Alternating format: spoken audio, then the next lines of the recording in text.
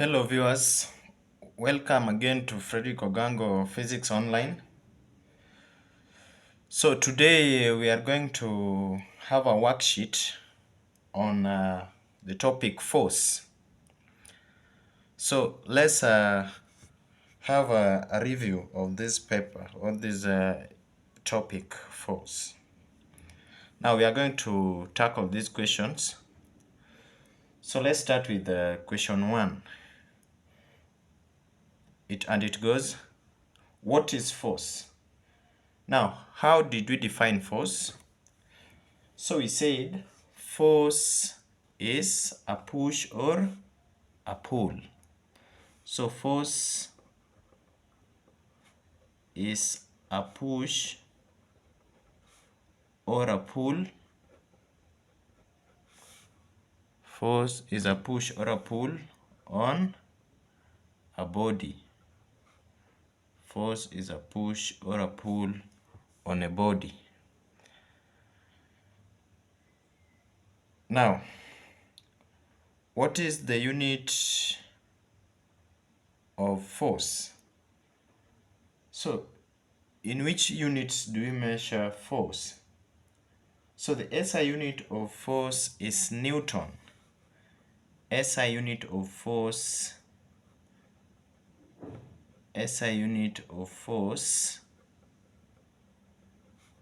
is Newton.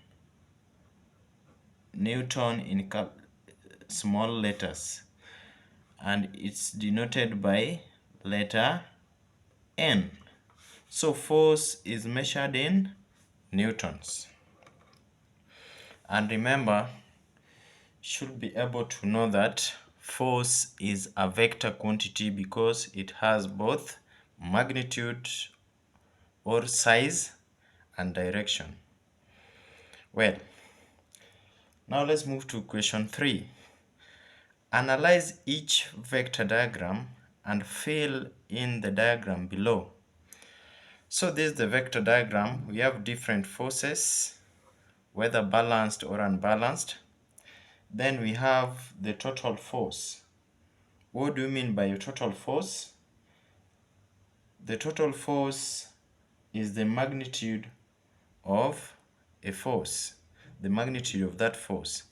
Then we have resultant force. The resultant force describes both magnitude and direction. So resultant is both magnitude and direction. But total force only shows the size of the force.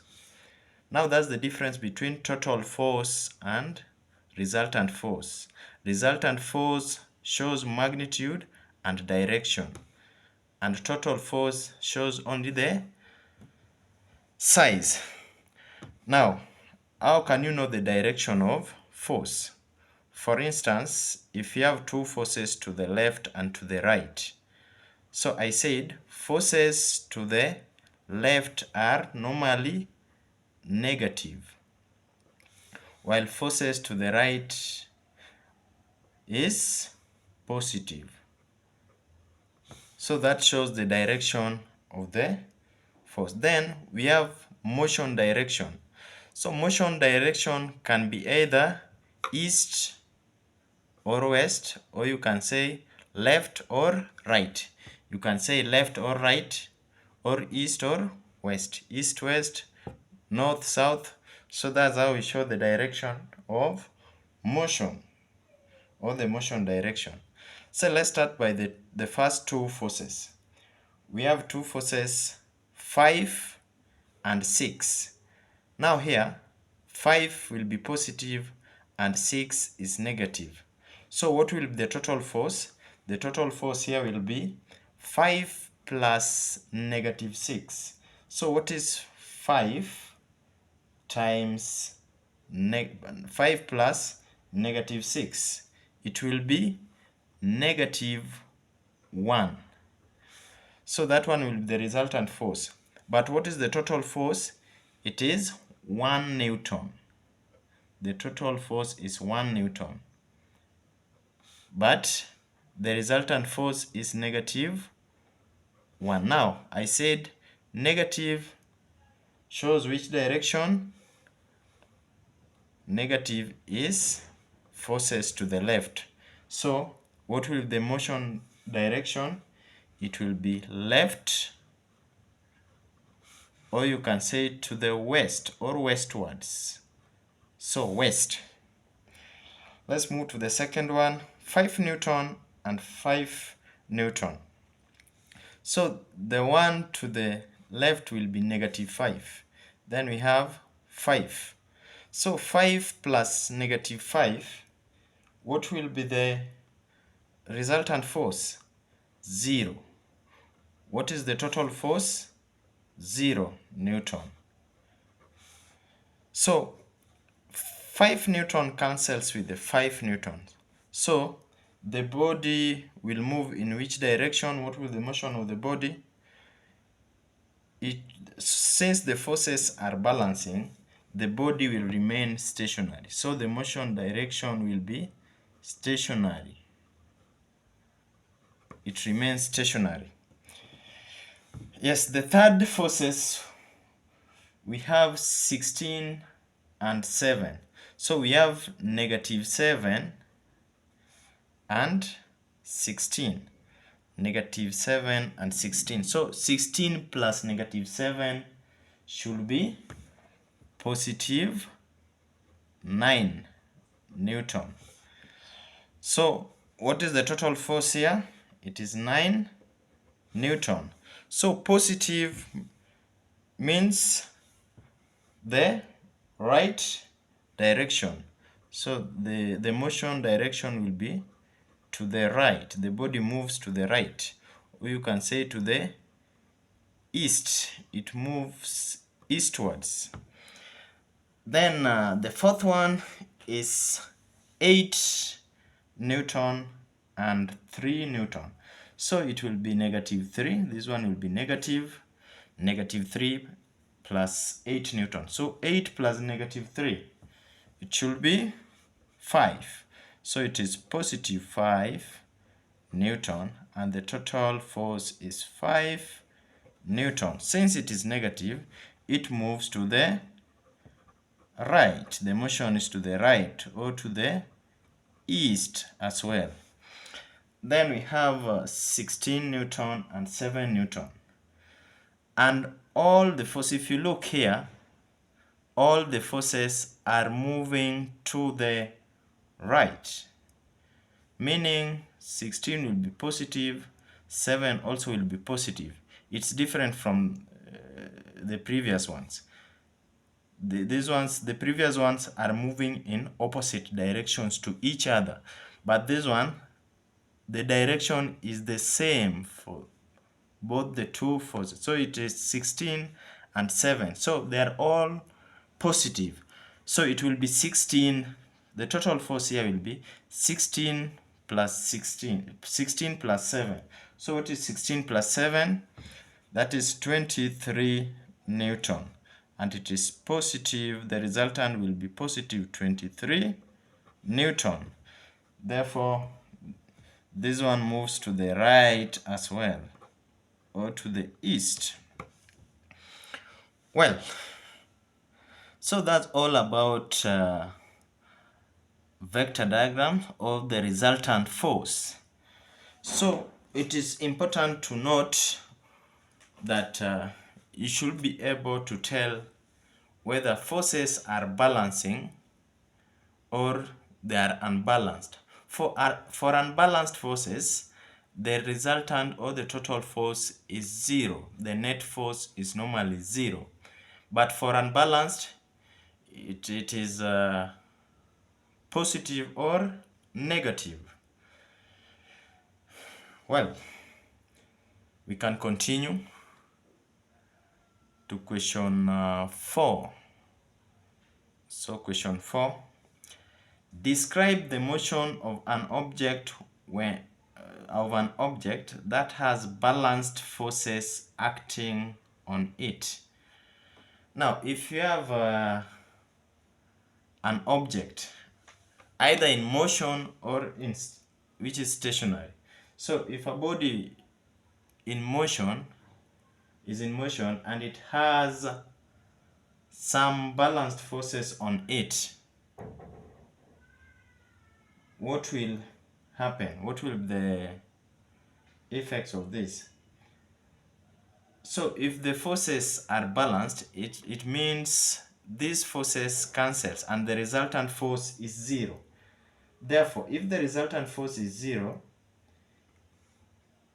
a zero force does not cause change in motion. So balanced forces does not cause change in motion. What does this means? If the body was in motion, the body will continue moving at a constant speed. So here the body moves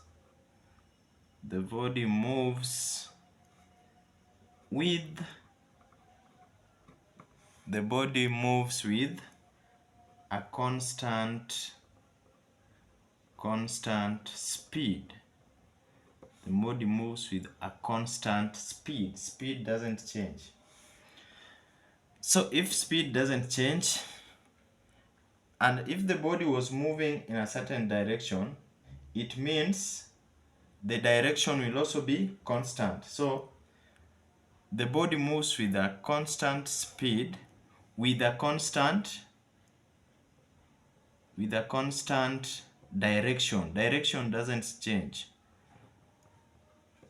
With a constant direction. Good. Now this describes when a body is in motion. In case this body was stationary, what will happen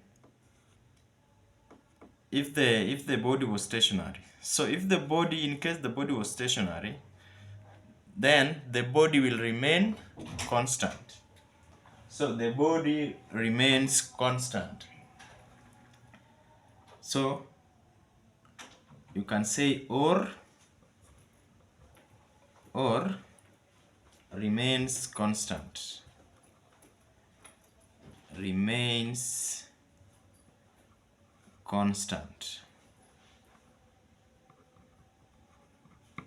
Now that's the description of motion of an object that has balanced forces on it. Well, we can continue to question 5. Describe the motion of an object that has unbalanced forces. Now this is the opposite of balance. So if the forces are now unbalanced, if you have different forces that act on the body, and maybe the resultant force is greater than 0. So can we describe the motion of the body? Now, obviously there will be change in motion.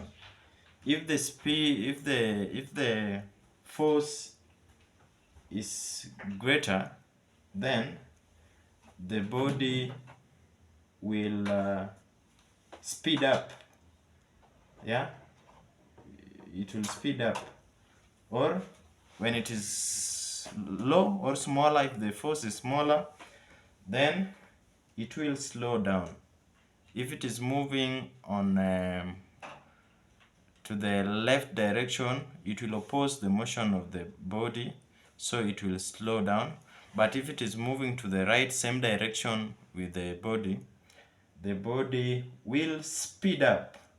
So you can say unbalanced forces causes change in motion. So unbalanced causes change in motion. Causes change in motion. So the object changes speed. So the object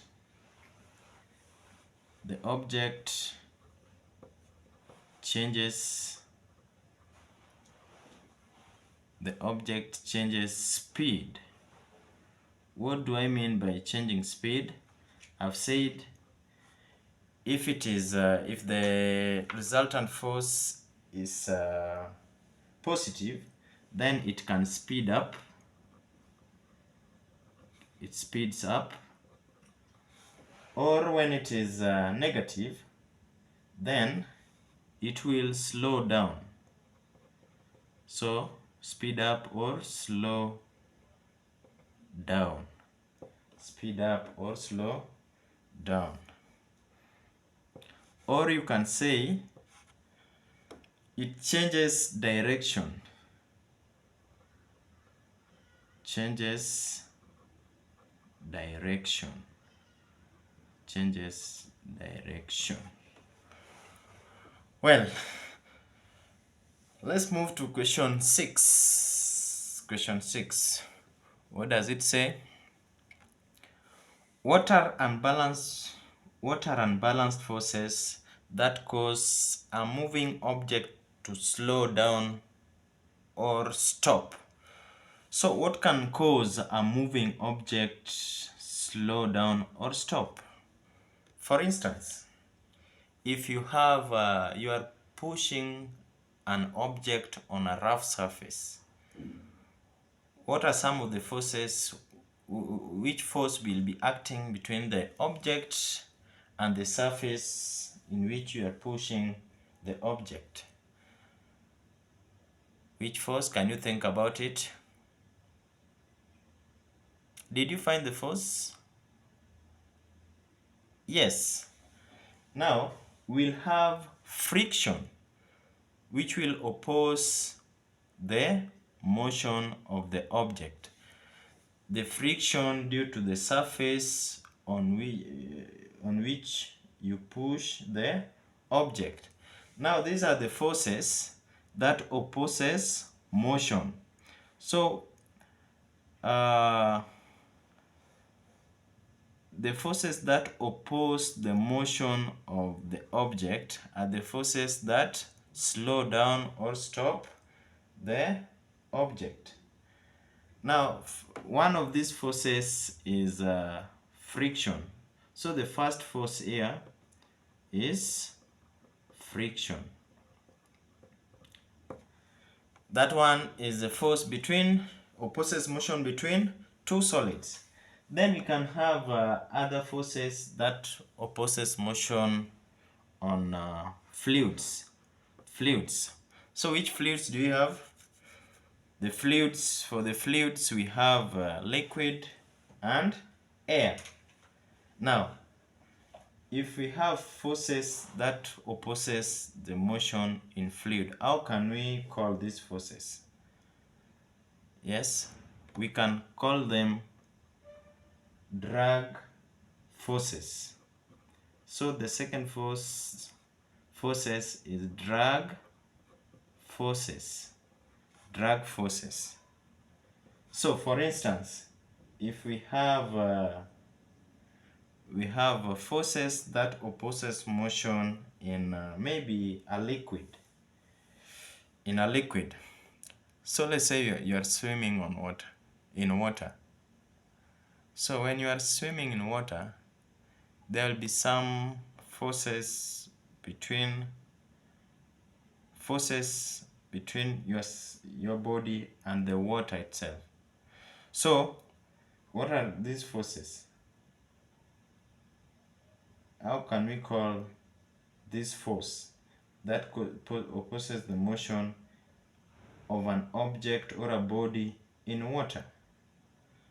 We call it viscous drag.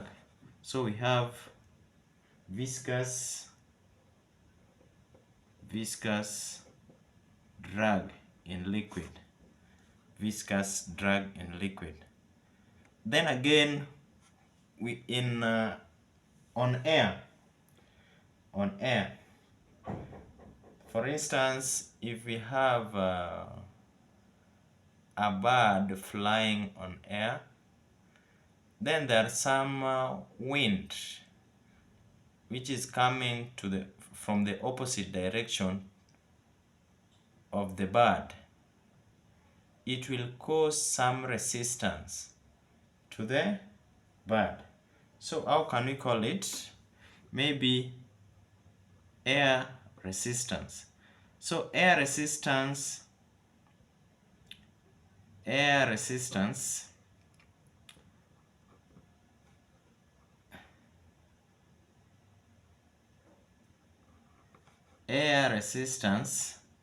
is another example of drag forces. So for drag forces, we have viscous drag in liquid and air resistance on air. Well, let's move to the last question, that is question 7. Yes. Draw an arrow showing which direction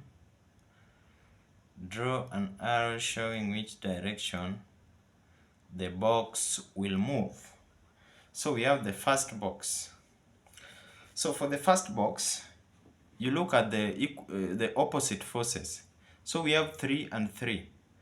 So we have the horizontal direction.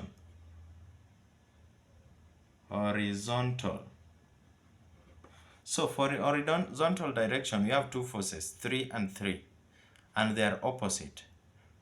So 3 and 3, they are opposite and equal, meaning they will cancel. So for the horizontal direction, the resultant force will be 0 Newton. Then for vertical direction, we have 8 Newton and 8 Newton. They are also equal, meaning this one cancel with this, and the vertical net force will be 0 Newton. So meaning all the forces here are balanced, and if all the forces are balanced and the resultant force is 0, we said the object will remain stationary. So here, will we draw any arrow? Because the question needs us to draw an arrow showing the direction in which the box will move. Actually, no. So here, you say that the box remains stationary. The box remains stationary. The box remains stationary. The box remains stationary since the forces are balanced. Now let's move to the second box. So for the second box, we have 3 forces acting on this body, on this box. So for the horizontal forces, we have this force 8 Newton acting vertically.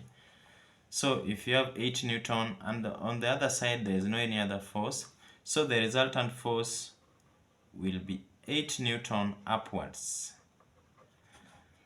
Then that one is vertical. Then for horizontal, we have 8 Newton and 3 Newton.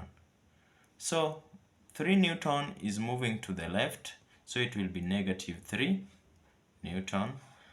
Then, so 3 Newton is negative.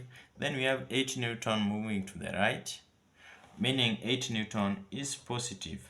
So what will the resultant force, horizontal force? It will be 8 Newton plus negative 3 Newton. So 8 Newton plus negative 3 Newton is 5 Newton. So the resultant horizontal force will be 5 Newton. Now we have 2 forces, 8 Newton and 5 Newton. So what will the resultant force for 8 Newton and 5 Newton? Now here we use Pythagoras theorem to find the resultant force, which will obviously be horizontal. So to find the resultant force here, it will be square root of 5 squared plus 8 squared. So you'll find the answer to this, meaning the resultant force will be diagonal. It will move diagonal between 8 and 5. So the arrow that shows the direction of the box will be on the northeast direction. So it moves in the northeast direction. Yes. So that's the end of our lesson today. I hope you enjoyed the lesson. Kindly like, subscribe, and share. Thank you. Bye bye.